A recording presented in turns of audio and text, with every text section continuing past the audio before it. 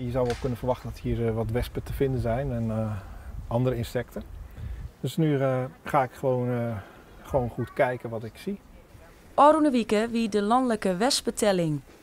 Bij deze tweede telling waard zocht naar allerlei verschillende wespensoorten. Maar waarom is dit eens zo belangrijk? Het bijzondere is dat we er eigenlijk heel weinig van afweten. We weten heel veel van bijen en van vlinders en zo, want dat zijn hele populaire insecten. En er wordt ook heel veel onderzoek naar gedaan, maar wespen eigenlijk niet. En dat heeft waarschijnlijk ook te maken met de populariteit die ze niet hebben. Dus het zijn geen geliefd onderzoeksobject. En daardoor weten we eigenlijk ook niet hoe het gaat met de wespen. Doch is het voor de Wespenstichting eerst nog even geduld aan. Het wordt pas interessant als we een aantal jaren achter elkaar die telling hebben gedaan.